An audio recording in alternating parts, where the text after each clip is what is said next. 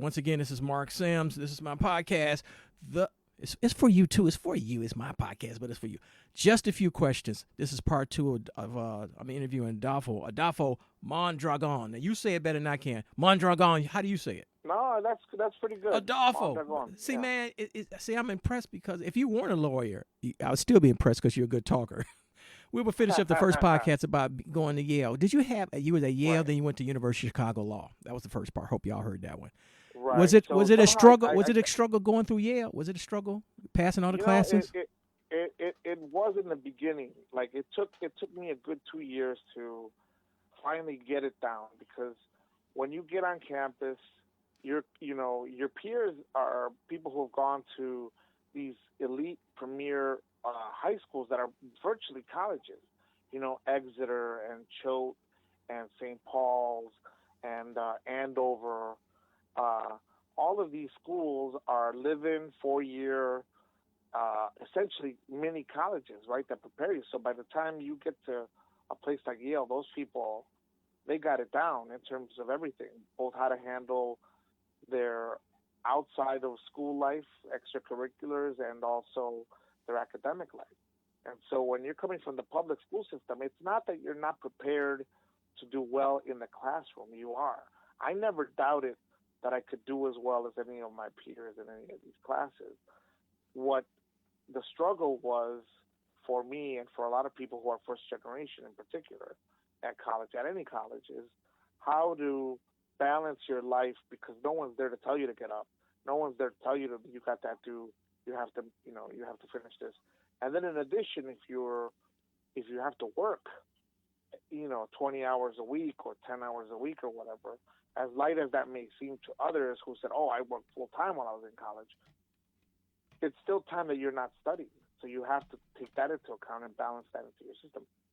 So the first couple of years was, you know, getting used to the reality of, you'd get an A and a B in these two classes, but then you'd get two C's because not because you couldn't get B's or A's in those classes, but because maybe you wrote an A paper for one of them, but you turned it in 2 days late, and that A paper all of a sudden became a C See, plus I didn't paper. go. See, that's why I didn't go to college. I had to kill somebody if I came with a paper late. Oh, you don't get no grade. You turn it in late. Oh my god! And I'm Right, paying for and that's this, the reality, man. you I'm know? paying for no. Somebody got to get beat up. All right, so that Exactly. warning to all the kiddies: this ain't college, ain't high school, right? Yeah, absolutely, but and it takes a while, and it's a struggle. And there were some really tough times during those four years. I'm not gonna say it was all, it was all awesome, and it was the salad days and all this other stuff, right? But at the same time, with those lows, there was a lot of great memories and experiences and moments when I finally did turn it around and handled it. By my senior year, I had to take 10 classes, five one semester and five another. That's a huge load. And I had the toughest classes my senior year because I had to do my senior thesis.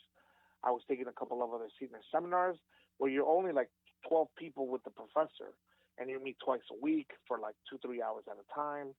So it wasn't like it was easy classes either. But by my final year, I finally had it so well down that I A minus averaged, for the entire year.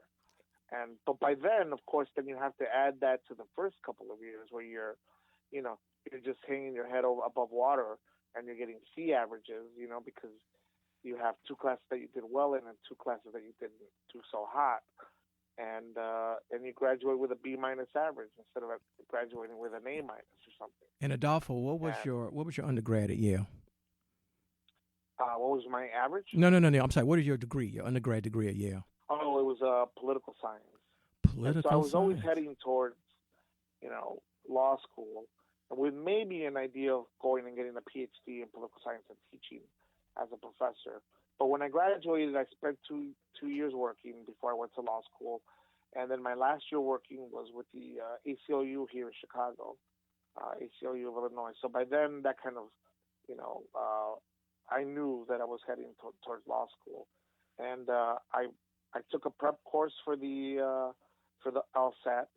I said, okay, I have to score a really good LSAT because I have a B minus average, and that's not going to cut it for an elite school anymore, And so I did that, and I got a pretty decent score, not the greatest score, but I good enough to hang my hat and apply to these elite schools. And I only applied to three, I think. I only applied to University of Chicago, Northwestern, and the U of I, which I knew I was going to get in at the U of I.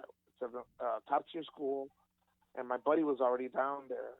But I got waitlisted at both Northwestern and the University of Chicago. So I thought I was set to go to the University of Illinois, and I was fine with that. But at the last minute, I got into the University of Chicago because they have a rolling admission, and I got there, but there was no more scholarship money, so I had to take loans for huge loans for the education there. You say that again. You had to take huge loans. University of Chicago. Oh my God, huge. Yeah. Because there was no more scholarship money, and it was tough, man. It was it's a top 3 school, and think about the top 3 in the country. But that place is very conservative. It's a very different kind of experience than going to a peer school like Yale Law or Harvard Law or Stanford Law or Michigan or whatever. And it was tough, man. Those 3 years were really tough. But, there's a saying, what doesn't kill you makes you stronger, right? And I think that was definitely my U of C experience. What didn't kill me made me stronger. And there was we could go on in other conversations about specific events that happened at the U of C that really molded me. Things, I experienced at the workplace in a firm, some major discrimination, and had that as a setback. But in the end, I did learn a lot there. I think I didn't take advantage of a lot of things at the same time because it was so tough and I felt so out of place. But I am a better lawyer because of these, bad things that happened through there, because it made me toughen up and it made me never take things for granted. And that's the first time, I'll tell you, Mark, that I learned what almost every African American learns early on at home, when someone tells them, son, daughter, in this world, you got to work twice as hard to get half as much. And I had never heard that saying, but I learned that during my law school years, because it was an experience I had where I turned in at a law firm the best work supposedly a summer associate had turned in, and yet I got paid for it by totally getting chewed out and with some pretextual argument about how I had turned it in late and all this other stuff. So yeah, so life is tough, hard. man. But so let me ask you a stupid question. Then. Did you have trouble with the bar exam? Although you went to this great university, University of Chicago Law, was the bar difficult? Passing the bar? Yes and no. I mean, it was difficult in the sense that because I had come out of this 3-year depressive situation, studying for the bar was that much harder for me. I was really low. I was in a funk when I graduated. And I think that's what made it more difficult than it should have been. But to the point where, like, I never ever want to sit for another exam like the bar again. But it shouldn't have been that way had I not been in that depressive state. That just made it that much more difficult to study for. And I mean, the bar in and of itself is hard. Don't get me wrong; it's super hard. But it shouldn't have been as hard as it was for me, because I was just walking in a funk when I got out. And you basically have to immediately start studying for it right after you graduate, because you only have set amount of weeks between graduation and the bar. But it takes people sometimes 2-3 times, maybe more than 3 or 4 times to pass that bar, right? Yeah, right. I mean, particularly in the old days, like Richie Daley, what took it like 5 times famously or something like that. I mean, in New York, John F. Kennedy Jr. took it, like 3 times, right? Yeah. Wow. So, I mean, it's a really tough test, man. Let me just put it that way. Adolfo, can I end this podcast by having you give some students at Curie High here in Chicago, or any high school, or undergrad, who's thinking about going to college, undergrad college, or law school, tell them they gotta knuckle down with the studying, right? Or you just have some Absolutely. other advice. I try to tell my my niece and my nephews the same thing, but it seems like this generation thinks a little bit differently, man. You've got to be really hungry.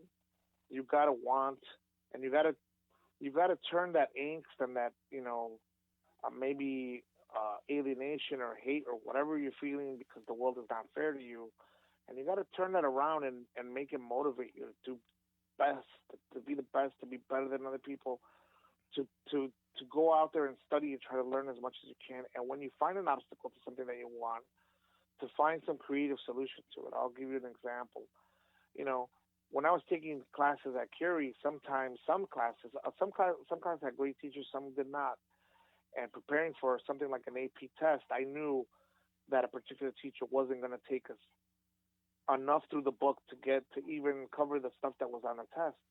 So I would have to go and buy some supplementary book that I could read on my own to prepare me for that test. I didn't have a lot of money, but somehow I had to get enough money, get on a bus, go downtown when there were bookstores like Crocs and Bertanos and stuff, go look for a book that would help me pass this test, because I knew that what we were studying at the pace we were studying at school, I would never get a 3 or a higher on that AP exam.